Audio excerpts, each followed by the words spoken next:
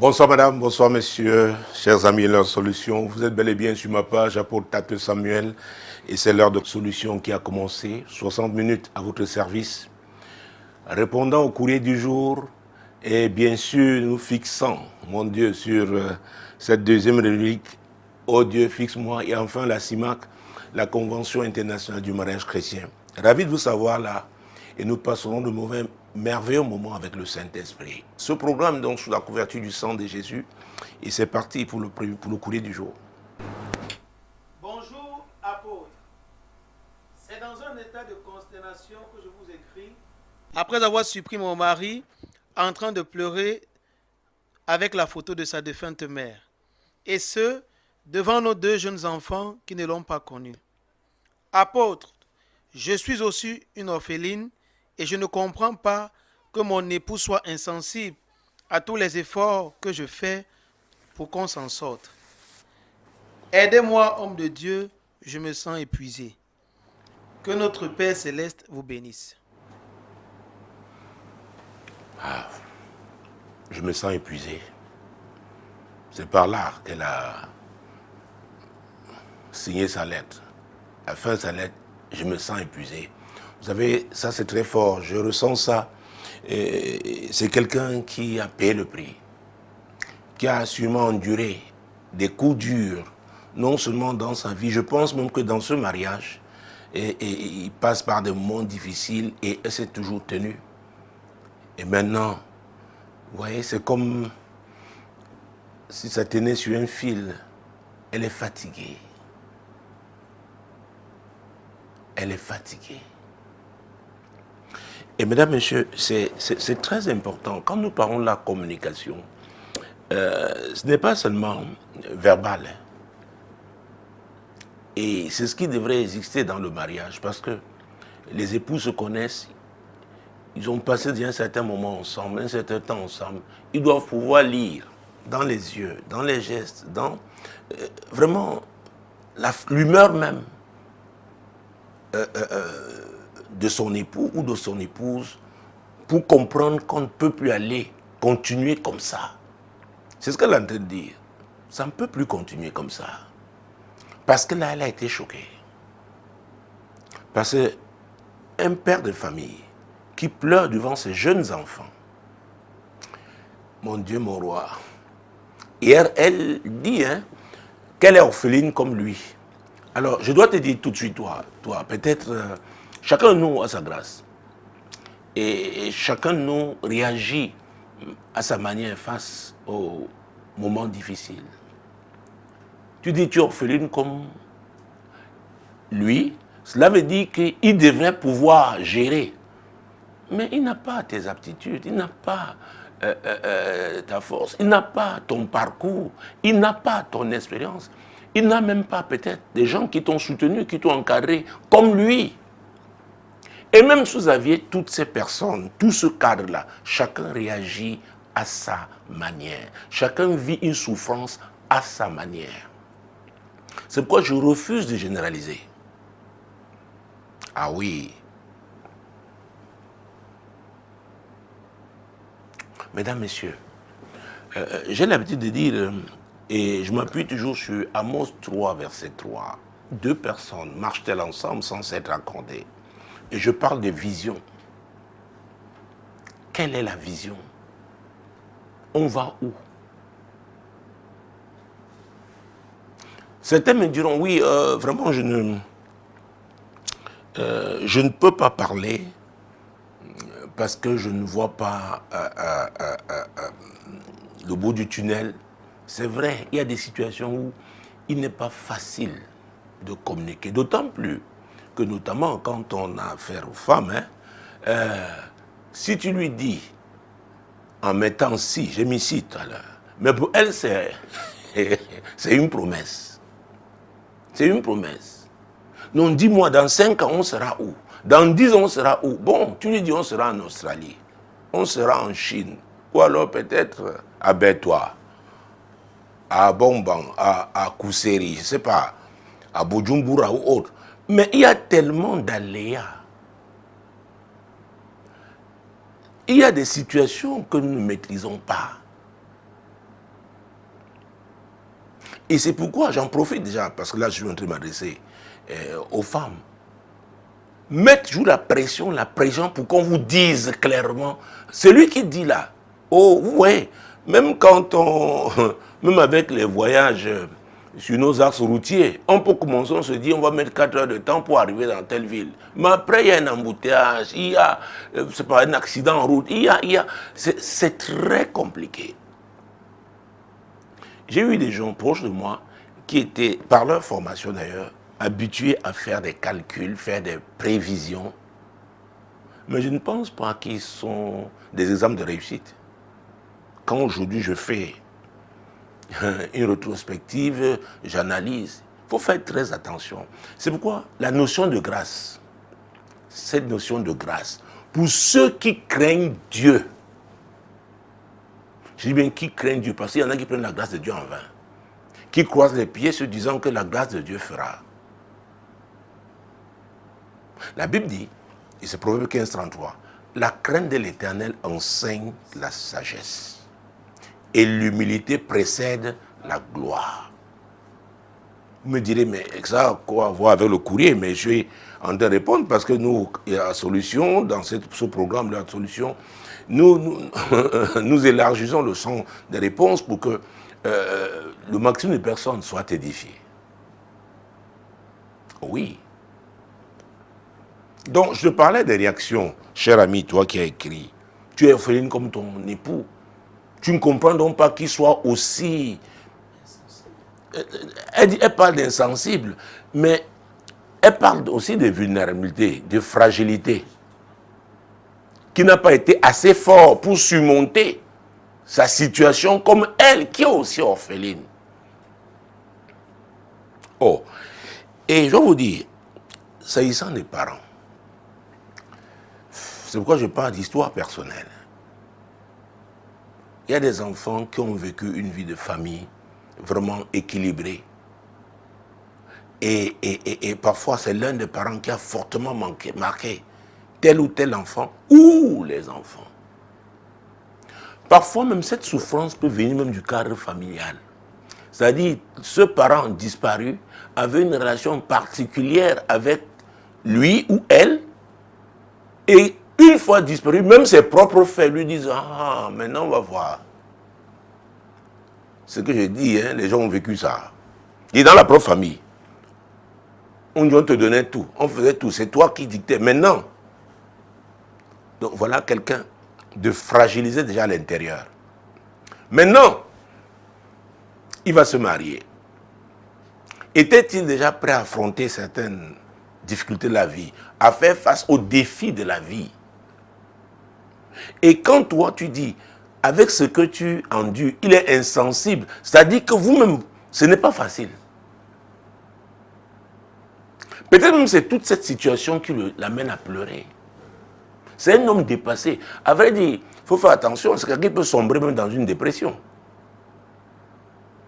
Et ce sera plus, si ce n'a même pas déjà commencé, et ce sera plus difficile pour toi. À vrai dire, vous avez besoin d'aide. Et en écrivant, tu recherches de l'aide. Mais j'ai l'habitude de rappeler toujours, quelles sont ces personnes qui vous ont entouré, qui vous ont été très proches au moment de vous marier? Parce qu'on parle souvent des parents, on parle de mariage. Ça ne se limite pas seulement à la cérémonie, n'est-ce pas, à la mairie ou à l'église. C'est aussi pour des moments comme ceux-là. Parce qu'à vrai dire, il y a une profonde solitude que ton mari exprime. Au jour d'aujourd'hui, et c'est ce qui te fait mal, il ne se sent même pas capable d'être chef de famille. Là où il est, il pleure devant les enfants.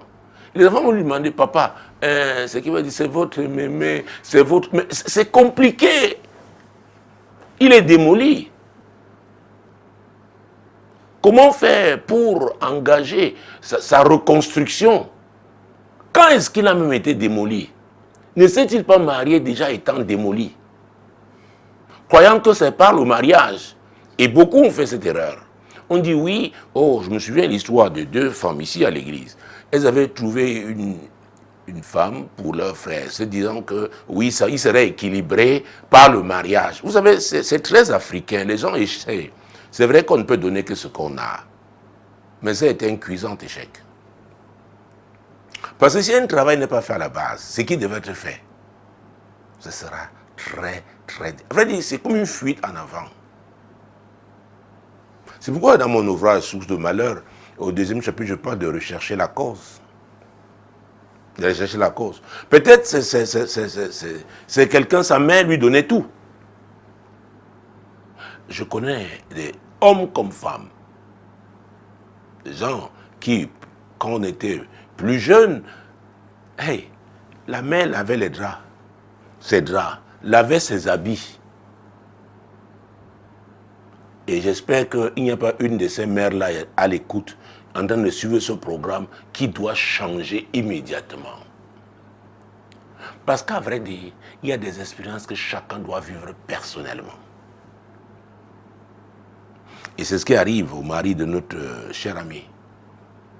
Elle s'est battue. Gloire à Dieu, tu t'es battu. Mais je pense qu'aujourd'hui, la limite là aussi, Dieu peut-être te l'impose pour que tu comprennes que tu ne peux pas tout faire. J'ai vu des femmes très dynamiques. Elles se réveillaient à 4 h du matin, allaient au marché, revenaient, encore que dans les quartiers populaires, certains populaires ici à Douala, les hommes ne donnaient pas l'argent de ration. Donc la femme faisait tout ça. Et parfois, c'était même dans un cadre polygamique. Chacune se battait pour que ce soit son plat qui soit accepté à la table. Bon, je ne veux pas dire ce monsieur, mais c'est un genre d'homme. C'était la réalité de l'époque. C'était la réalité de l'époque. Pour vous dire qu'un enfant qui grandit dans ce cadre-là, il va réagir d'une certaine manière dans son mariage. Oh, il y a cette jeune dame qui va se marier là, le mois prochain. Et nous avons voyagé ensemble. Elle lisait les livres sur le mariage. Et j'ai feuilleté juste. Et je suis arrivé à un paragraphe. Oh, c'est bien, c'est merveilleux. C'est l'exemple typique là. L'auteur racontait comment, même étant à l'université, jusqu'à l'université, il n'avait jamais su quand on nettoyait les toilettes dans leur maison. Donc il ne savait pas si c'était le père ou la mère. Vous voyez, c'est le genre d'enfant, comme on dit chez nous, gâté. Et ça, c'est en Europe.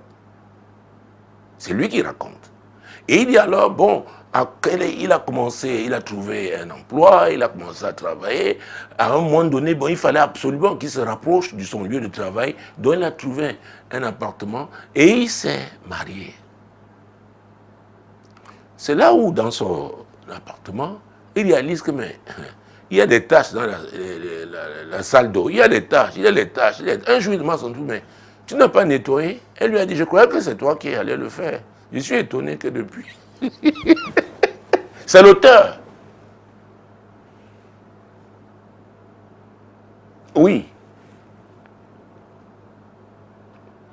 C'est pourquoi il est important de s'intéresser aux origines, au parcours, d'où vient la personne.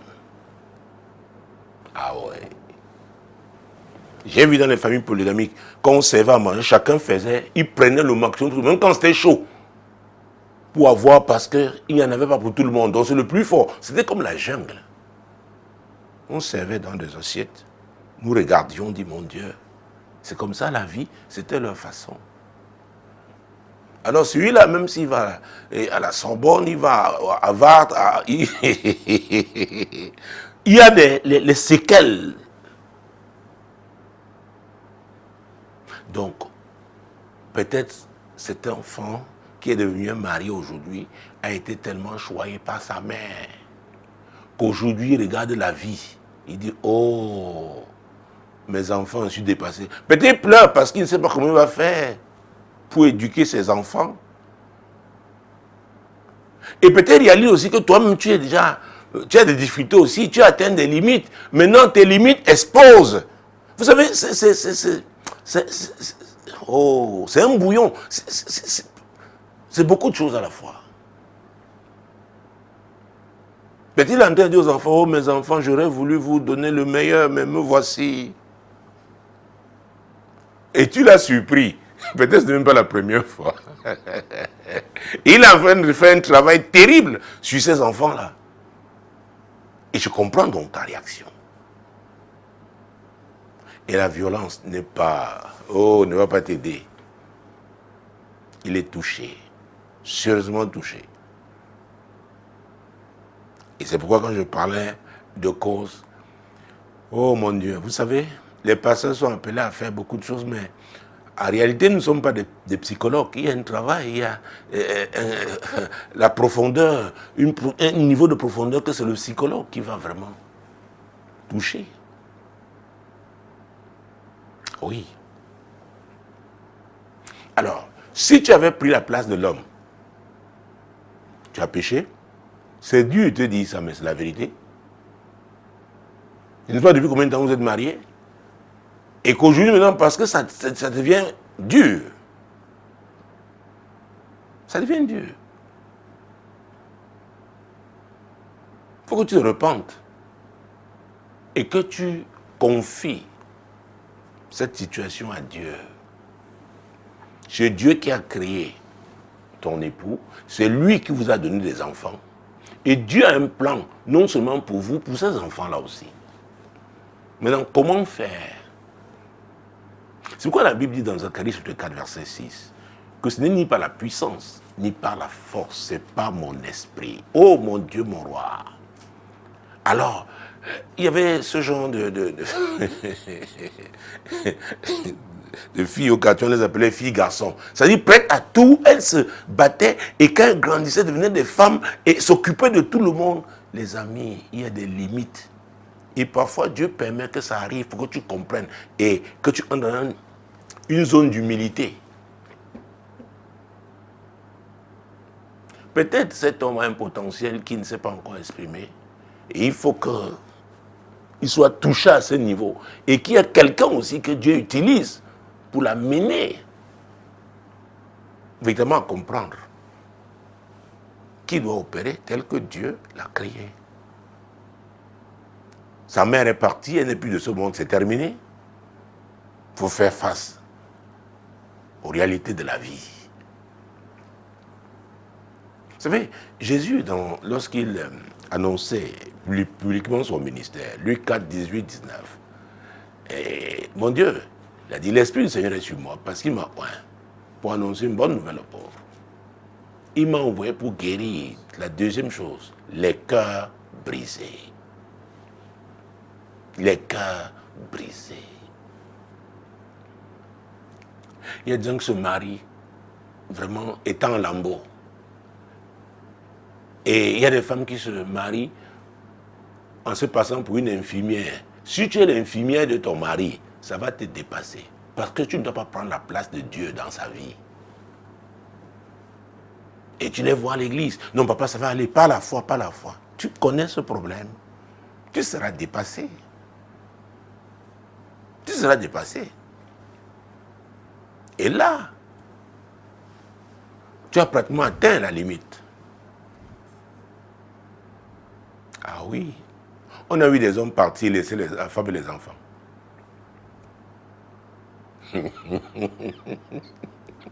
J'espère que ce n'est pas le deuil à l'africaine qu'il est en train de faire avec les enfants. Là. Tu as besoin de Jésus, il n'y a que lui pour t'aider. Peut-être tu étais déjà chrétienne, mais maintenant il faut aller en profondeur. Vous savez, quand nous citons ces deux versets de Matthieu 11, 28 et 29, là au moins on va lire. Beaucoup croient que ce sont des messages qui sont utilisés, des passages utilisés seulement dans le cadre de l'évangélisation. Non, ça concerne aussi ceux de l'intérieur. Matthieu 11, 28 et 29. Venez à moi, vous toutes qui êtes fatigués et chargés, et je vous donnerai du repos. Prenez mon joug sur vous et recevez mes instructions, car je suis doux et humble de cœur, et vous trouverez du repos pour vos âmes. Alors c'est le Seigneur qui parle. Il dit, venez à moi. Il y en a qui sont à l'église, mais n'ont pas encore fait ce pas. Peut-être par rapport à des situations particulières. Et voilà une situation particulière concernant ton mariage. Tu es mère de famille. tu dois faire ce pas-là par rapport à ce sujet. Confier cette souffrance, parce que tu souffres, lui aussi souffre. Et les enfants aussi souffrent, parce qu'aucun enfant n'aimerait voir son père pleurer. Et croyez-moi, il y a des images que les enfants n'oublient pas facilement.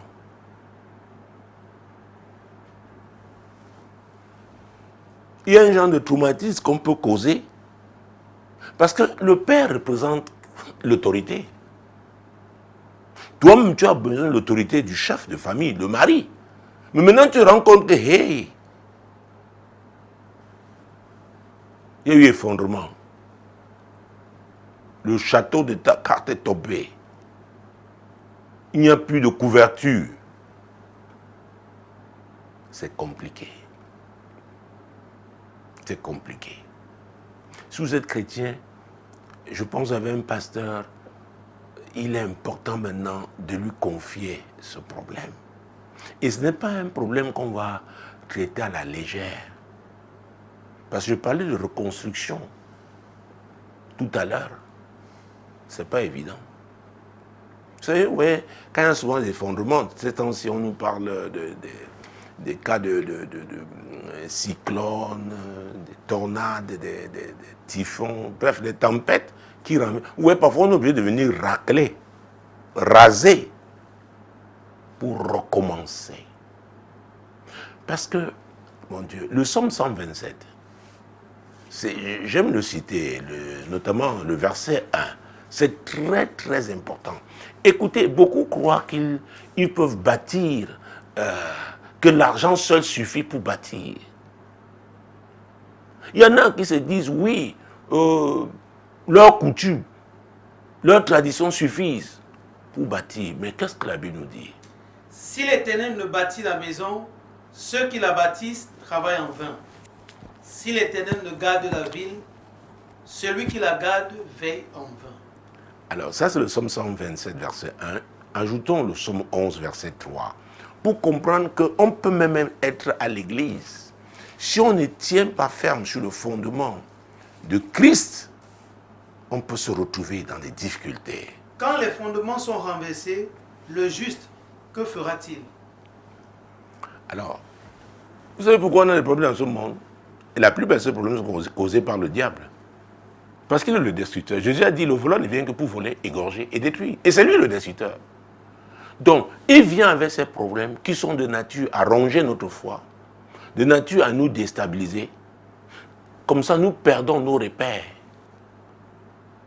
Nous perdons l'appui, cette confiance en Dieu. Et paf, ça s'écroule. Même si c'est Dieu qui avait été l'initiateur. Donc, non seulement Dieu doit être l'initiateur, on doit demeurer avec lui. Jésus a dit, demeurez dans ma parole. Il nous appelle toujours, n'est-ce pas, de ceux qui n'ont pas reçu l'amour de la vérité. Or, Jésus est le chemin, la vérité, la vie. On ne bâtit qu'avec la vérité. Et c'est pourquoi, quand on demande aux gens de prier, quand ils sont vraiment, c'est pas à toi que je m'adresse indirectement, parce que pourquoi j'ai entendu par rapport à toi, non. Je profite, n'est-ce pas, de cette opportunité pour exhorter. On leur demande de prier. Parce que Dieu révèle. Dieu révèle. La Bible dit dans 1 Corinthiens, et c'est très important, les chrétiens doivent le comprendre. Parce que quand on arrive, la situation, comme on dit chez nous, est gâtée, on cherche parfois seulement à coudre alors qu'il faut aller. D'ailleurs, la Bible nous dit on ne peut pas prendre un drap neuf, un tissu neuf et le greffer un vieux. Tout comme pas mettre le vin nouveau dans les vieilles outres. Et faire ce parcours n'est pas facile, parce que c'est comme si on doit faire marche arrière. Mais il faut aller trouver la racine. Il faut aller trouver là où on a abandonné Dieu. Là où on a abandonné Dieu. J'ai vu des femmes qui sont engagées, le mari est feignant, ne faisant rien. Okay, elle dit non, reste là, je veux manger. Oh, elle allait vendre partout, revenait. Cette maman-là, oh, faisait dans les vivres. D'un dynamisme. On lui dit, mais écoute, même si ton mari va être même chauffeur taxi, qu'il ait un permis de conduire, qu'il fasse quand même quelque chose. Non, non, non, non. Et vous savez, on peut devenir malade. On peut tomber malade. Il ne faut pas résister à la parole de Dieu. Alors, je parlais de 1 Corinthiens 2, n'est-ce pas? Je voulais prendre le verset 10. Dieu nous les a révélés par l'Esprit, car l'Esprit sonde tout, même les profondeurs de Dieu. Même les profondeurs de Dieu. Vous croyez que vous êtes chrétien, vous priez, Dieu ne va pas vous montrer. Vous priez par rapport à quelqu'un qui a demandé votre main, ou la femme que vous voulez épouser, Dieu ne va pas vous montrer. Le plus souvent, nous fermons les yeux. Nous disons non, ça va aller, on va régler ça. Qui a ce pouvoir? Vous étiez là quand Dieu créait cet homme. Vous étiez là quand Dieu créait cette femme. Je vous dis parce que vous voyez, le cas, c'est dur. C'est dur. Or, il y a une cause. Est-ce que cet homme était vraiment prêt à se marier? Et excusez-moi les femmes, j'ai souvent dit, si vous avez affaire à une Africaine qui veut absolument vous marier, sachez que vous avez affaire à quelqu'un de dangereux. Parce qu'elle va piétiner toutes les règles pour atteindre. Heureusement, il y en a qui, non, regardent leur lucidité et vous disent, non, là, je ne peux pas dans ces conditions. Mais il y en a, parce qu'elles tiennent absolument à se marier, elles vont. Et ça conduit dans des cas vraiment pathétiques. Regardez. Un homme qui doit pleurer devant ses jeunes enfants avec la photo de sa défunte mère. Comme quoi, oh maman, tu es partie, me voici, je souffre, je ne peux plus. Attends, ça l'amène où? Nous comprenons la réaction de notre ami. Mais quelque part, cher ami, tu as ta faute. Excuse-moi de te le dire, quelque part. Ça n'a pas commencé aujourd'hui. Il y a des choses que tu as négligées. Et tu dois aller retrouver Dieu là. C'est me demander pardon. Demander pardon. Parce que quand tu dis dans ton courrier, qu'est-ce qu'elle dit? Il est insensible à tous les efforts que je fais. Donc il y a des sacrifices. Peut-être tu as même pris la place de l'homme.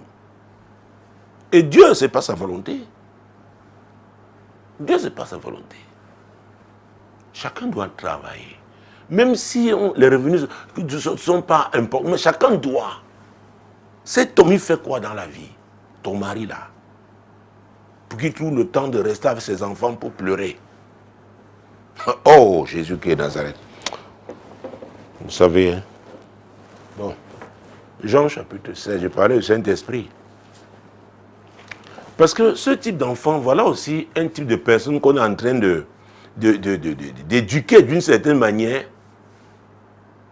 Ces enfants auront des problèmes clairs si rien n'est fait là maintenant. C'est pourquoi il y a urgence. Alors, Jean 16, verset 13. Quand le consolateur sera venu, l'Esprit de vérité, il vous conduira dans toute la vérité, car il ne parlera pas de lui-même, mais il dira tout ce qu'il aura entendu, et il vous annoncera les choses à venir. Oui, nous parlons donc par le Saint-Esprit qui révèle tout, même les profondeurs de Dieu. Donc il connaît ton problème, il sait tout. Et maintenant, Jésus l'a introduit, déjà depuis le Jean 14, comme étant le consolateur. Alors, parce que l'Esprit de vérité, et ça j'insiste là-dessus, ne recours pas seulement à lui, console-moi, accepte la vérité.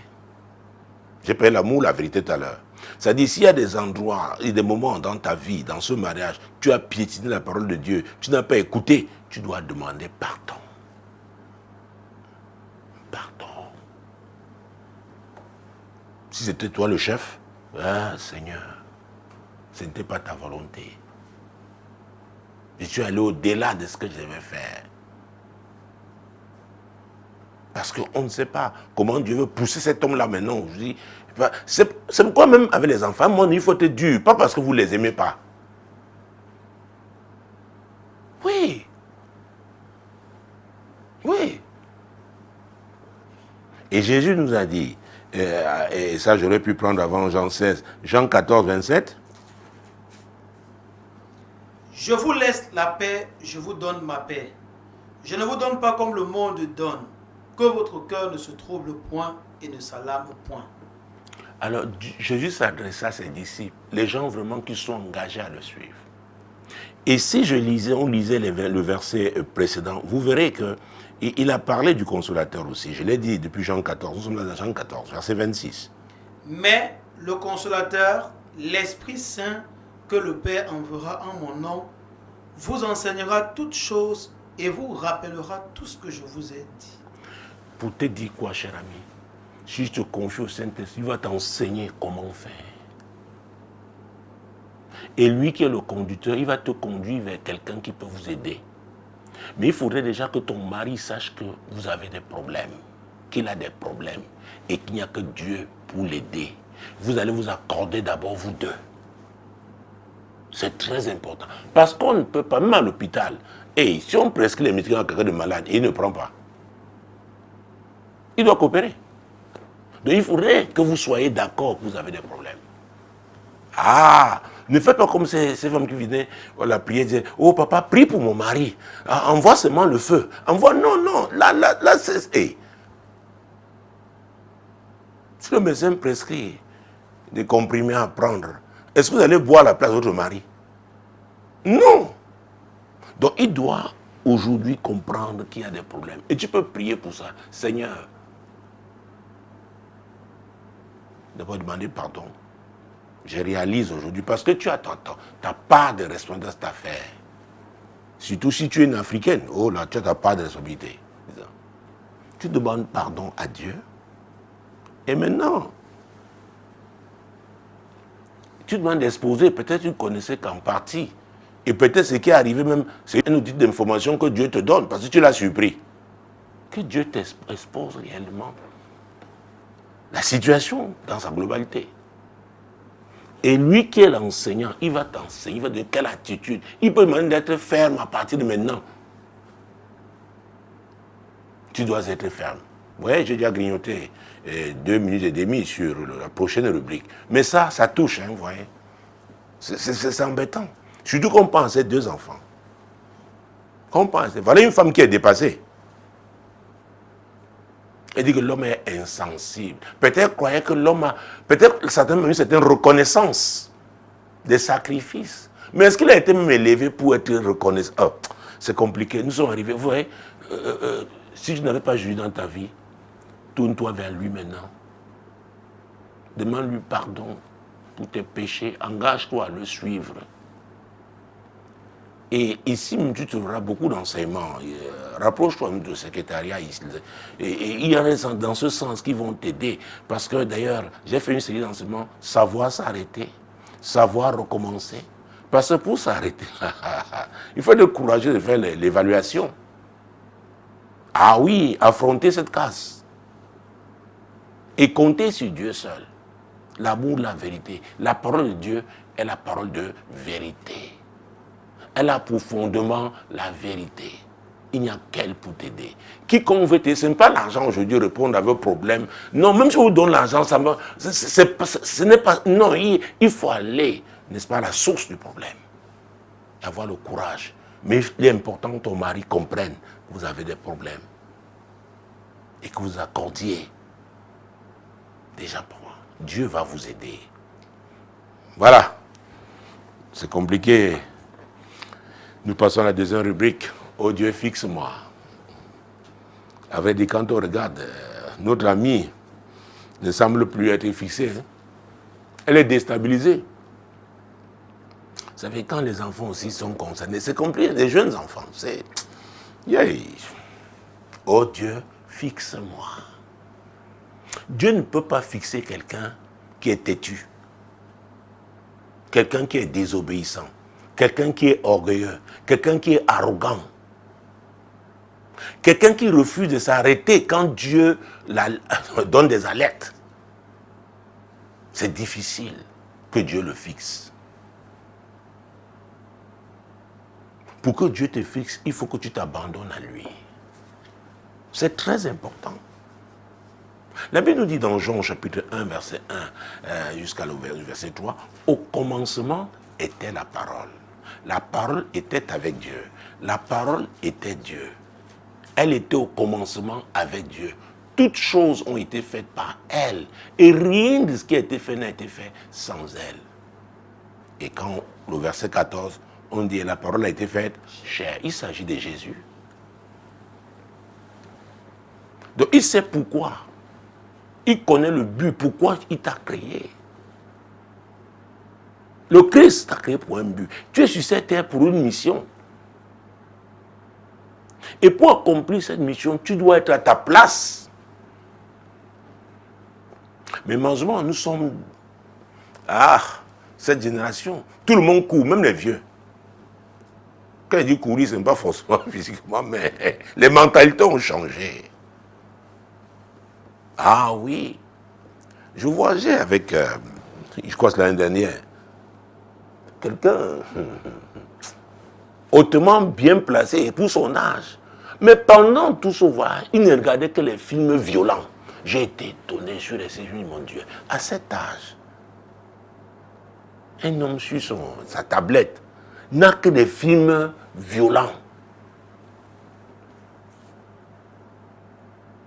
Parce que ce n'est fait des jeunes gens seulement. Les choses ont changé. Donc quand on dit courir, les gens, c'est mon coup, personne ne veut. Parce que il faut s'arrêter, écouter Dieu. Parfois on a un carrefour. On pense souvent des sens giratoires. Il y a des. Dieu me dit, je prends. Mais il y en a qui courent seulement. Et quand ils se butent, c'est ouais. Non. Dieu nous a envoyés sur cette terre pour accomplir une mission. Où personne ne nous a demandé à naître dans sa famille. Il sait pourquoi il nous a placés dans cette famille. Nous sommes nés là-bas. Il y a des expériences, j'en parlais tout à l'heure. Mais à vrai dire, quand vous regardez Dieu, étant un sage architecte, il fait tout pour un but. Et c'est ce but que nous devons accomplir. Jésus a dit, sans moi, vous ne pouvez rien. Et c'est pourquoi nous l'avons vu tout à l'heure, le consolateur, dans Jean 16, l'esprit de vérité, qui vous conduira dans toute la vérité. Dans Jean 14, on a vu verset 26, qu'il est l'enseignant. C'est pourquoi être chrétien, ce n'est pas seulement une affaire dénominationnelle, c'est une marche, une relation avec Dieu. Et jusqu'aujourd'hui, quand Dieu continue de nous appeler à entretenir cette relation avec lui. Que vous ayez le PhD, je ne sais pas combien de masters, il dit, je t'ai créé pour un but. Tu ne peux pas être plus sage, plus intelligent, plus fort que moi. Et si tu essaies, tu seras rattrapé par la vie. Tu seras coincé. Oh Dieu, fixe-moi. Alors tu ne peux faire cette prière que si tu es prêt à t'abandonner à ce Dieu-là. Ah oui. Parce que s'il vient te dire que la direction que tu as prise depuis 20 ans là n'était pas celle qu'il avait pour toi, tu fais quoi? Il faut l'humilité. Il faut accepter de faire marche arrière. Accepter qu'il te réoriente. Peut-être même peut te montrer un autre chemin. Peut-être tu ne rentreras pas au point de passer. Lui qui sait comment il va faire. Il faut s'abandonner à lui. Vraiment, c'est ce que je voulais exprimer là. S'abandonner à Dieu. Dieu ne peut pas fixer des gens. Mon Dieu, si tu es quelqu'un de raide, tu n'es pas réceptif. Tu es têtu, tu es orgueilleux. Il ne peut pas. Donc, nous devons prier d'abord pour nous repentir. Parce que quelque part, chacun de nous a une part d'orgueil. Ah oui, nous sommes un peu têtus quelque part. Demandons pardon à Dieu au nom de Jésus. Seigneur, ce soir, nous de ce programme, l'heure de solution. Seigneur, nous venons en tant que groupe, te demander pardon, Seigneur, pour chaque fois que nous avons été orgueilleux. Chaque fois que nous t'avons résisté. Et nous nous sommes causés des problèmes. Et beaucoup d'entre nous sont dans des situations difficiles aujourd'hui à cause de leur têtutesse, de leur désobéissance, leur arrogance, leur orgueil. Seigneur, nous venons te demander pardon au nom de Jésus. Et Seigneur, je me tiens pour tous les abonnés à cette page, apôtre Tate Samuel, n'est-ce pas, sur Facebook. Oh Dieu, pardonne, pardonne. Et je me tiens pour que ceux qui n'ont pas encore compris, qui doivent demander pardon, qui se laissent saisir par toi, avant que la casse ne soit, mon Dieu, énorme. Oui, Seigneur, surtout par ces temps, le monde bouge. Le monde bouge. Et comme ça bouge, ça déstabilise. Seigneur, il n'y a que toi. Je prie pour que, Seigneur, oh Dieu, les abonnés à cette page comprennent qu'il n'y a que toi. Que sans toi, nous ne pouvons rien. Jésus, il n'y a que toi. Tu es le chemin, la vérité et la vie. Alors, je dois vous dire, même quand on a donné dans sa vie à Jésus, ce n'est pas évident toujours quand on parle on doit faire cette prière, oh Dieu, fixe-moi. Parce que je voudrais prendre un exemple ici, ce soir, c'est celui de l'apôtre Paul. Et là, nous sommes dans Actes chapitre 16, mon Dieu, mon roi. Vous savez, l'apôtre des païens, l'homme qui a écrit pratiquement les 3/4 du Nouveau Testament, un homme d'impact. Mais quand vous lisez Actes chapitre 16, et là nous commençons au verset 6, vous verrez que ce n'est pas toujours évident. Ayant été empêché par le Saint-Esprit d'annoncer la parole dans l'Asie, il traversait la Phrygie et le pays de la Galatie. Alors, l'apôtre Paul nous dit ici que lui et son équipe, ils avaient un objectif, ils avaient un but, et ils étaient en train d'évangéliser. Ils voulaient aller en Asie. Le Saint-Esprit les a empêchés. Ah oui. Donc, c'est pas parce que vous faites les choses de Dieu que vous allez le faire comme vous voulez. Dieu a une direction, Dieu a un but. Et beaucoup de chrétiens se retrouvent dans des activités religieuses qui leur font plaisir. Mais on doit se demander, est-ce que vraiment c'est Dieu? Et c'est pourquoi beaucoup sont frustrés, ils ne sont pas bénis. Pourquoi ils ont fait? Est-ce que c'est ce que Dieu avait pour toi? Alors, si le Saint-Esprit ne les avait pas arrêtés, ils se seraient retrouvés en Asie, sans la grâce de Dieu avec eux. Parce qu'après, Paul est allé en Asie, au temps de Dieu. Donc on dit, oh Dieu, fixe-moi, on a besoin du Saint-Esprit. C'est lui le conducteur. Ah, c'est très important. Verset 7. Arrivé près de la Mysie, il se disposait à entrer en Bithynie, mais l'Esprit de Jésus ne leur permit pas. Oh, l'Esprit de Jésus là, c'est encore le Saint-Esprit. Voilà la deuxième étape. Un autre but, une autre destination qui s'était fixée. Dieu a dit non. Vous voyez, nous parlions du mariage tout à l'heure.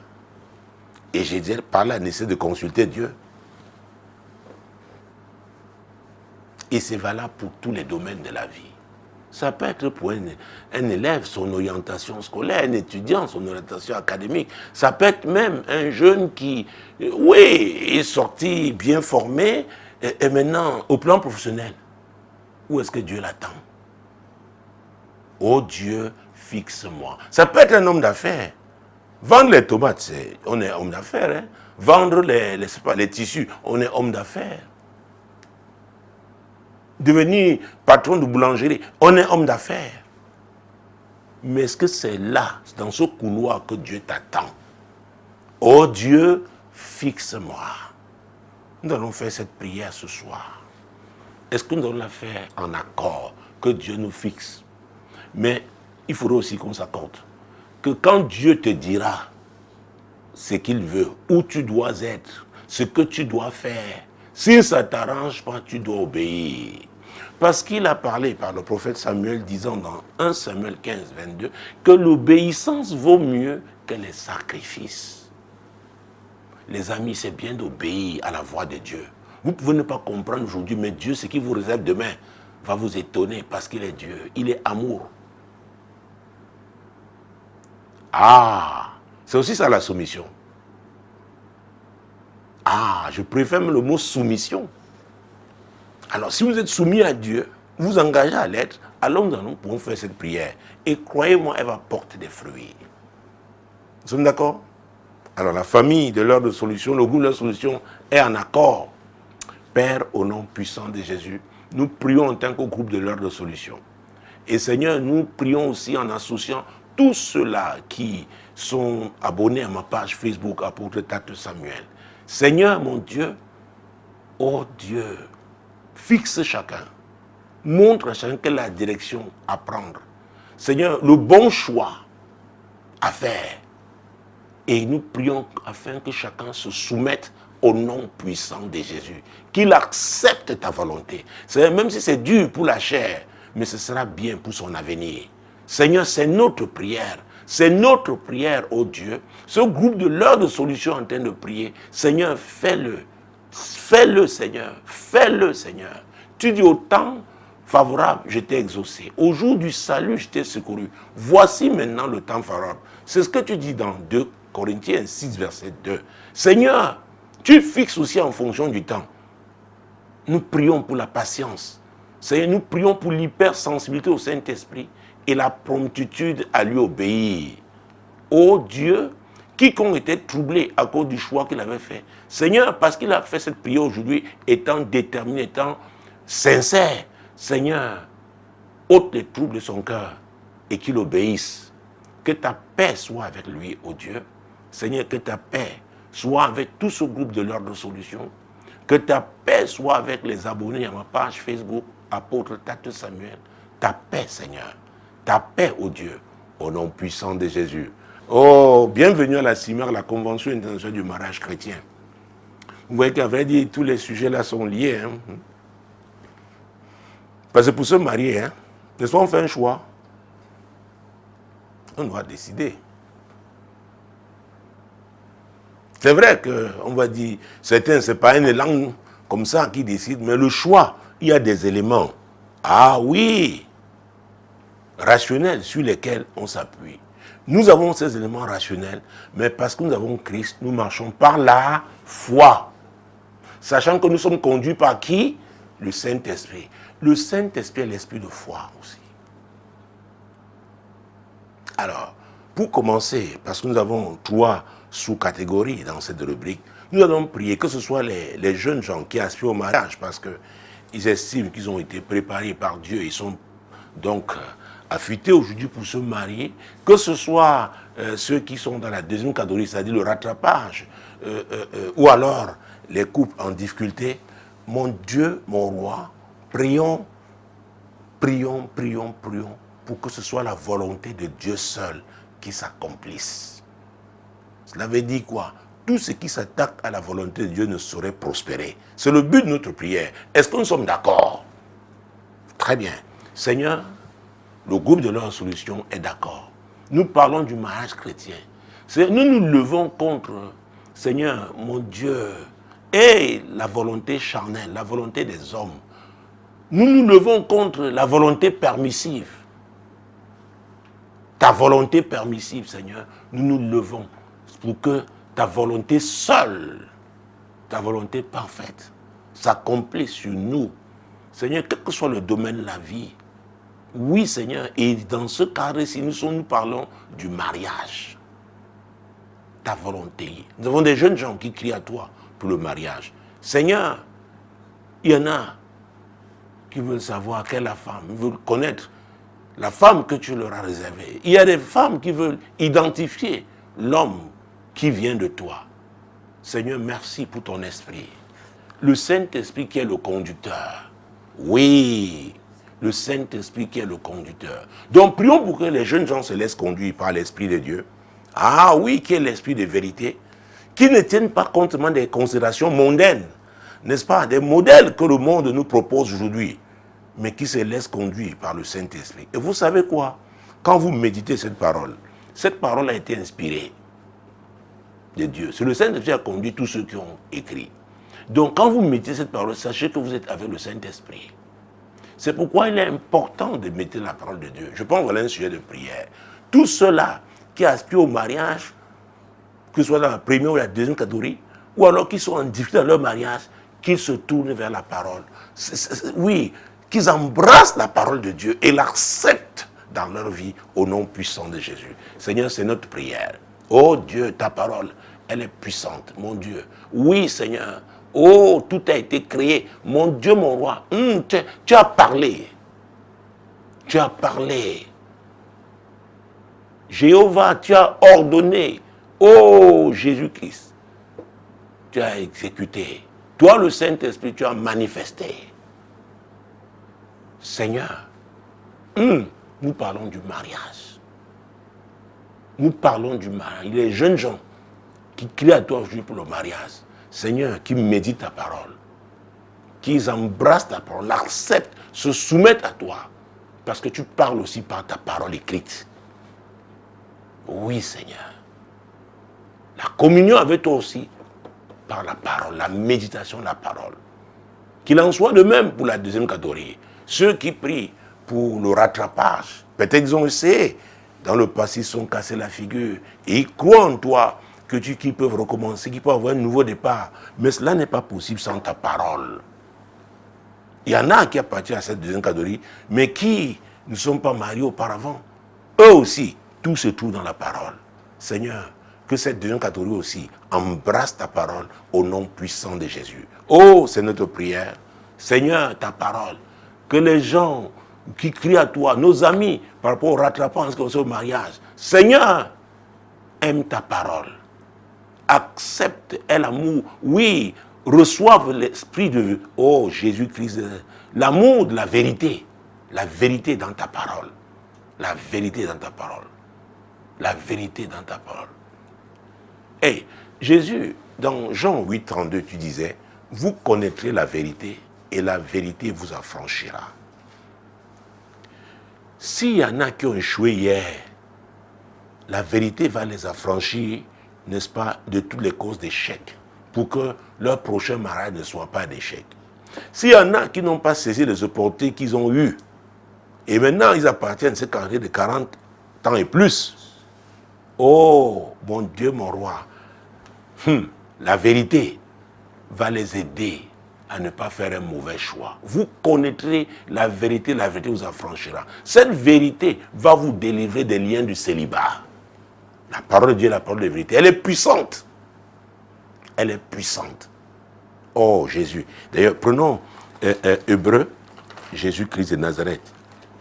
Jean Dieu, mon roi. Hébreu chapitre 4. Nous allons lire les versets 12 et 13. C'est très important. Parce que la parole doit être la clé, la base. Allons-y. Car la parole de Dieu est vivante et efficace, plus tranchante qu'une épée quelconque à deux tranchants, pénétrante jusqu'à partager âme et esprit, jointure et moelle, elle juge les sentiments et les pensées du cœur. Nulle créature n'est cachée devant lui, mais tout est à nu et à découvert aux yeux de celui à qui nous devons rendre compte. Vous voyez, quand on parle de la nécessité de méditer la parole de Dieu, vous avez affaire à celui-là, rien n'est caché à ses yeux. Donc, vous ne pouvez pas vraiment méditer cette parole. Marcher avec le Seigneur, être conduit par l'Esprit de Dieu. Et quelqu'un vous cache quelque chose qui va vous détruire. Dieu ne permettra pas que vous vous engagez comme ça. Donc, faites confiance à cette parole. C'est très important, il faut la méditer. Ah oui. Donc, il y a des gens qui ont été blessés. On a parlé le cœur brisé. Jésus a dit, la parole de Dieu est une parole de guérison. Il y a des blessures qui appartiennent au passé. Et il faut qu'elles soient guéries pour que les gens connaissent un nouveau départ. Nous sommes avec cette deuxième catégorie. Oh, qu'elle laisse la parole de Dieu œuvrer. Œuvrer dans sa vie au nom de Jésus. Seigneur, tous ceux-là qui, dans cette catégorie, mon Dieu, qui du rattrapage, Seigneur, nous prions pour qu'ils laissent ta parole agir dans leur vie, les guérir, les délivrer, mon Dieu, mon roi, les éclairer au nom puissant de Jésus-Christ.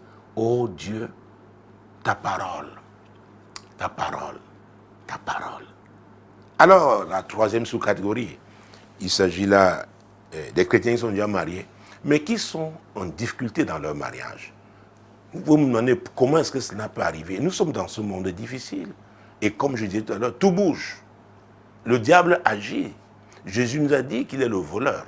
Il ne vient que pour voler, égorger et détruire. Donc, la chose que le diable hait le plus, c'est le mariage. C'est le mariage. Nous allons dénoncer ce soir, les activités du diable dans les couples chrétiens, parce qu'il veut les détruire. Dénonçons ces activités-là au nom puissant de Jésus. Père, au nom puissant de Jésus, toutes les familles chrétiennes, les couples chrétiens qui sont en difficulté aujourd'hui parce que le destructeur est entré, Seigneur, nous venons dénoncer ces œuvres. Le dénoncer, Père, au nom puissant de Jésus-Christ. Seigneur, nous venons dénoncer au nom puissant de Jésus. Prions afin que le Seigneur expose ces manœuvres. Comment est-ce qu'il opère? Comment il arrive à manipuler ses époux chrétiens? Parce qu'ils ne doivent plus tomber dans son piège. Prions au nom de Jésus. Seigneur, expose, Seigneur mon Dieu. Oui, le mode opératoire du diable pour chaque couple chrétien qui est en difficulté dans son mariage. Seigneur, nous prions que tu exposes le mode opératoire que le diable utilise pour créer des problèmes. Seigneur, tu es Dieu. Tu es Dieu. Tu es Dieu. Nous allons toujours en prière. Prions pour que ces époux se ressaisissent et qu'ils comprennent que c'est le diable qui est en action et que s'ils se mettent ensemble, s'accordent, ils vont faire échec, n'est-ce pas, à ce qu'il a décidé de faire au nom puissant de Jésus-Christ. Seigneur notre Dieu, ô Père, agis de manière à ce que ces époux chrétiens se ressaisissent, qu'ils comprennent que c'est le diable qui est en train de les manipuler, qu'ils ne doivent pas jouer son jeu. Oui, Seigneur, qu'ils se ressaisissent, qu'ils se ressaisissent, qu'ils se ressaisissent et qu'ils comprennent que c'est le témoin de Christ. Ah oui, qui est attaqué. Seigneur, c'est notre prière. C'est notre prière, oh Dieu. C'est notre prière. C'est notre prière. C'est notre prière. Au nom puissant de Jésus-Christ. Seigneur, c'est notre prière. Au nom puissant de Jésus. Et vous savez que le diable utilise une arme très puissante. Hein? Nous avons parlé d'elle tout à l'heure. L'orgueil. L'orgueil. Parce qu'il sait que Dieu résiste aux orgueilleux. Et il fait grâce aux humbles. Donc quand il piège les gens dans l'orgueil, ils savent que Dieu même ne pourra pas les aider. Prions pour que Dieu délivre les couples chrétiens qui sont en difficulté dans leur mariage. Mon Dieu, mon roi, qu'il les délivre de l'orgueil au nom puissant de Jésus. Seigneur, tu es Dieu. Nous dénonçons l'orgueil dans ces couples chrétiens en difficulté. L'orgueil, Seigneur mon Dieu, délivre-les. Délivre-les de l'orgueil. Délivre-les de l'orgueil, Seigneur. Délivre-les de l'orgueil. Au nom puissant de Jésus. Délivre-les de l'orgueil. Au nom puissant de Jésus-Christ. Au nom puissant de Jésus. Vous savez, quand on est en difficulté, il arrive des moments où c'est coincé. Ça ne passe plus entre les deux. Prions pour le discernement, pour que les époux discernent qui peut vraiment les aider dans leurs difficultés, qu'ils s'adressent aux bonnes personnes, au nom puissant de Jésus. Seigneur, c'est notre prière. Nous prions pour le discernement. Oui, ces couples chrétiens en difficulté, Seigneur, qu'ils discernent qui peut les aider dans leur situation, au nom puissant de Jésus. Seigneur, c'est notre prière. Fais-le, ô Dieu, au nom puissant de Jésus. Nous prions pour le discernement. Le discernement, Père, au nom puissant de Jésus. Le discernement, au nom puissant de Jésus-Christ. Oh mon Dieu, mon roi, Jésus-Christ de Nazareth. Alors, jamais quand on a une difficulté, les deux ne prient plus ensemble. Parfois, ils sont dans la même maison, mais ils sont comme des étrangers, comme des locataires. Mon Dieu, mon roi, Jésus-Christ de Nazareth. Prions pour que, pour la première fois, je dis, cette semaine, Dieu fasse un miracle dans la vie de ces couples-là, chrétiens. Mon Dieu, que Dieu fasse un miracle. Que Dieu fasse un miracle. Et on saura qu'il n'y avait que lui. Oh, Dieu peut leur arracher la paix. Ah oui, il est Dieu, il fait comme il veut. Seigneur, nous prions pour un miracle qui va dans le sens de la réconciliation, au nom puissant de Jésus-Christ. Seigneur, tu es Dieu. Fais ce miracle, oh Dieu. Fais ce miracle, Père, au nom puissant de Jésus. Tu peux utiliser qui tu veux. Tu peux faire comme tu veux. Mais nous te faisons confiance. Tu vas le faire, au nom puissant de Dieu. Prophétisons la réconciliation. Oui, des époux chrétiens qui étaient en difficulté dans leur mariage. Prophétisons la réconciliation au nom de Jésus. Seigneur, nous prophétisons la réconciliation. Seigneur, nos frères chrétiens qui étaient en difficulté dans leur mariage, que le diable voulait ravir, ou voulait détruire leur mariage, nous déclarons prophétiquement que la réconciliation a lieu au nom de Jésus. Seigneur, tu le fais, et c'est pour ta gloire, et c'est pour ta gloire, et c'est pour ta gloire, au nom puissant de Jésus-Christ. Oh mon Dieu, mon roi, Jésus-Christ de Nazareth. Alors nous allons, parce que nous croyons au Dieu des miracles, nous continuons, parce que nous venons lui demander un miracle. Nous continuons à lui demander un autre miracle. Et ça concerne là nos frères chrétiens qui sont mariés et qui croient à Dieu pour un enfant.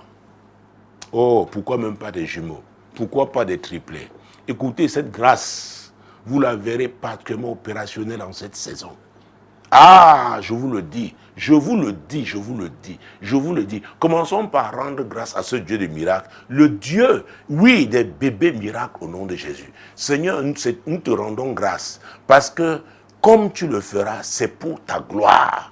Toi, le Dieu des bébés miracles, nous te rendons grâce au nom puissant de Jésus-Christ pour les miracles que tu feras, mon Dieu, dans ces couples chrétiens. Au nom de Jésus, prophétisons seulement maintenant que les entrailles sont ouvertes pour recevoir ces bébés miracles. Les entrailles de nos frères et sœurs chrétiens sont ouvertes au nom de Jésus. Seigneur, c'est une déclaration prophétique. Nous la faisons en accord.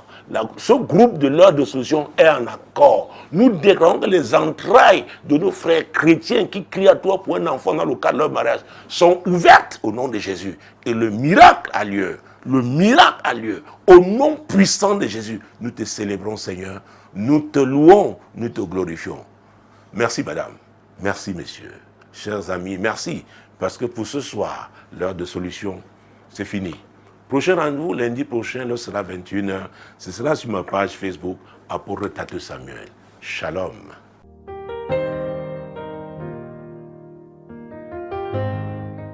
La Bible déclare qu'il est réservé aux hommes de mourir une seule fois, après quoi viendra le jugement. Mesdames, messieurs, il est possible d'éviter d'être coupable, d'échapper à cette sentence.